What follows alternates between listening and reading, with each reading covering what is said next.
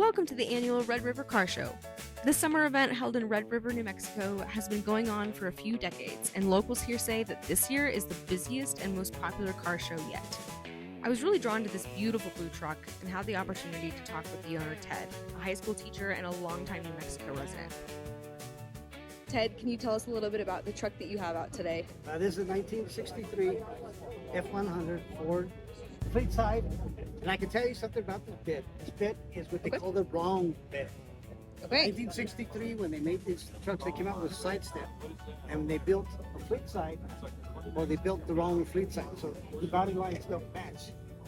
Interesting. So you see how this goes up? Yeah. It should go continuously. This one goes up. But they made so many of them that they decided not to scrap the truck, so they just put them on. It's called the wrong bit. Interesting. It's a three on the three, which is a standard 3 on the column with a 6-cylinder. The original 6-cylinder that came with the truck, which is like a 217 cc Awesome. horsepower. And is this the original color? Slightly, a little bit different. Okay. A little bit different. And then it's got the white top. The white top I added. Got it. And if you look at the box, it's done like the modern trucks with the liner. The rhino lining? Rhino lining, there you go. Okay. You know more about it than I do. it. These are the original hubcaps, original rims. Awesome. All right, tell us what's going on in here.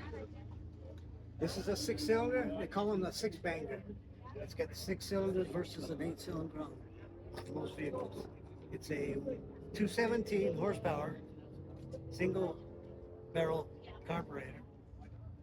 This vehicle sold for about $1,700 when it was brand new. That's insane. Right now, it's probably worth over $20,000. Yeah.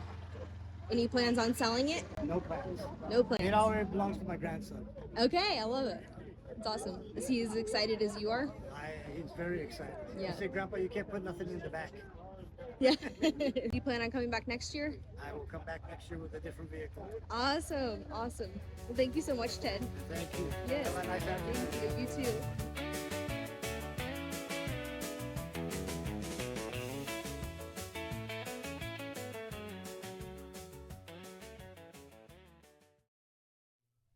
Participants are able to enter into a variety of different categories, like Best Import, Best Stock, Best Corvette, Classic Customs, Street Rods, Best Mustangs, Best 4x4, Best GM, and even Lowriders.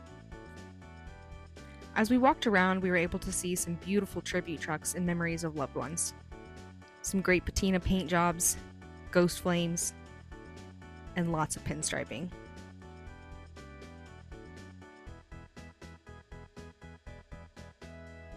And no New Mexico car show is complete without some beautiful Southwestern art.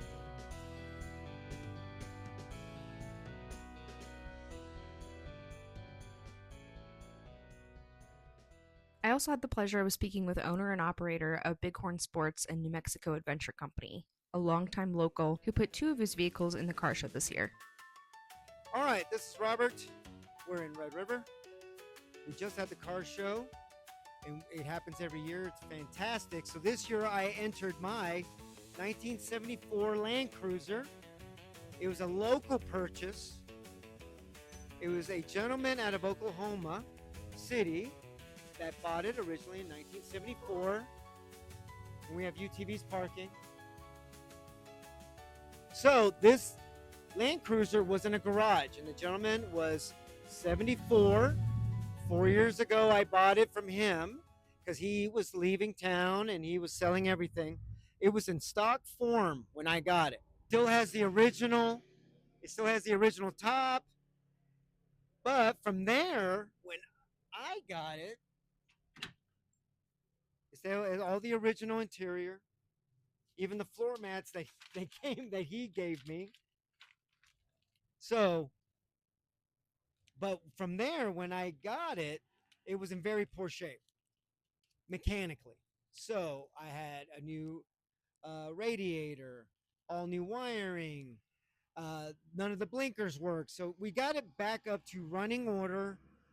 We put fuel injection, took out the original carburetor. It still has the stock motor. I didn't touch the stock motors. It only had 72,000 miles when I got it. They only drove it in the summer.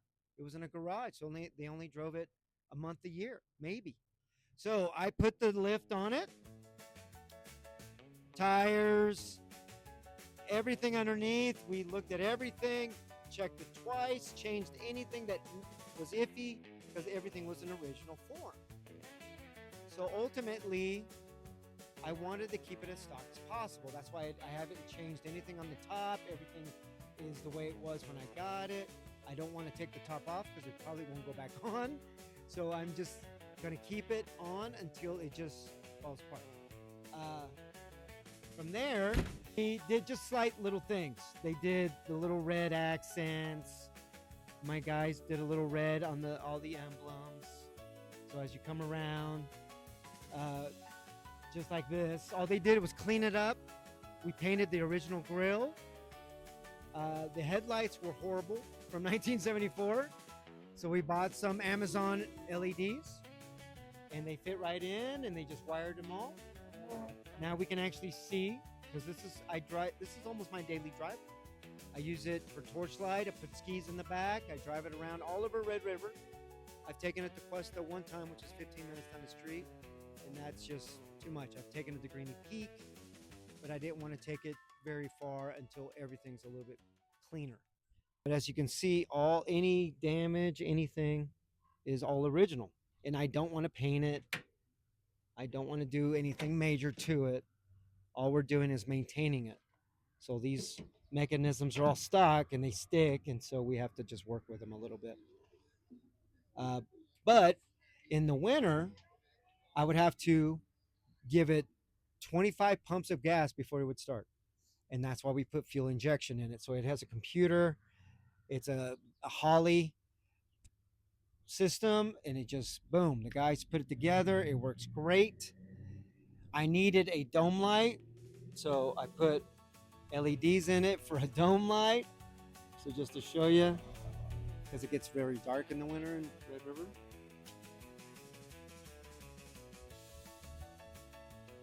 And as you can see, it's basically what it's meant to be. It's a off-road driver. I will keep it as my daily driver. I'm not going to get rid of it. Oh, there's Jet. And this is my other classic car that I haven't had very long. And I never spend any sort of big money on any vehicle I get. I just happen to find barn finds, basically. So this is a 1959 F100 that, of course, has been painted aftermarket, but it's all original motor. They redid the interior, and as you can see, the steering column is still pretty much stock. The motor's 100% stock. It's an inline six, and I just love this old steel. And it's not much I can say about it except that I found it in a field when I was out on my motorcycle, and this gentleman was working on it, and he got it from someone else, and it was just for him just a flip, basically. But like I said, I didn't really spend that much on it, and it's all original, minus the paint, the obvious bright purple paint. Now we do have some plans for this, for some air ride suspension, aftermarket motor, but the body I'm going to keep the same. I might add a radio, maybe, but it gets horrible gas mileage for what it is.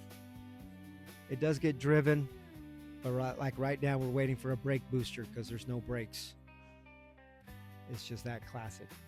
And I've had it about a year, and all we've done is check fluids and drive it around. Jet loves it. He loves to be in the back, and he stands out for sure in the back of this. But it was in the car show today, just to get it out there, just to show people, but also to support the event.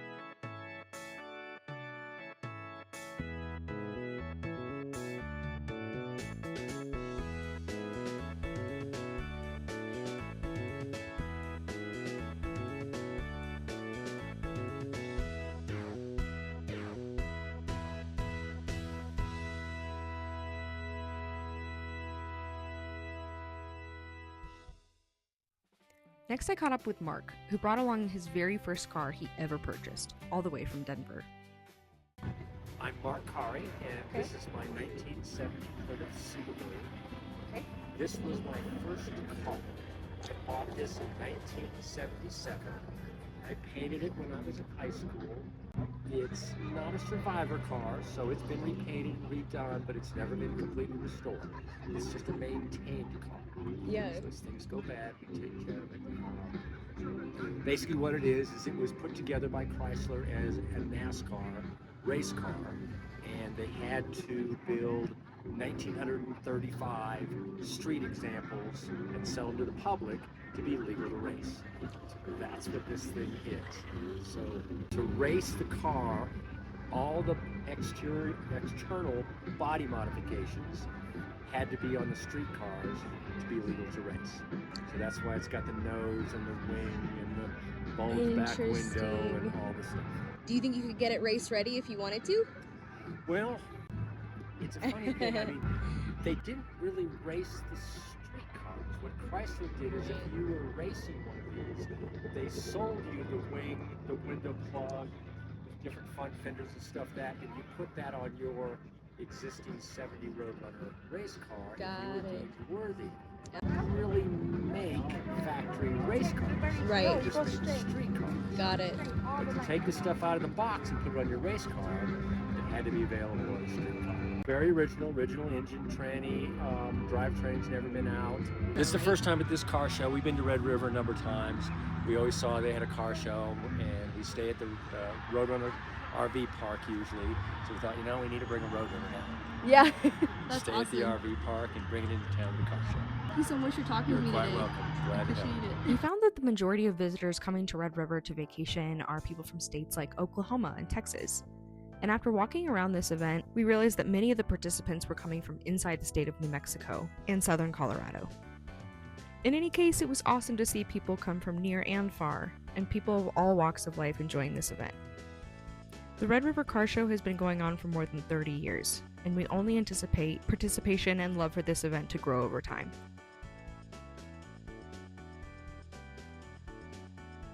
If you'd like to participate or join us next year, this typically happens within the first week of June, right after the Memorial Day Biker Rally. As always, thank you so much for watching. We hope that you enjoyed this video of the car show and that you can join us next year, whether you're participating or just coming for a visit.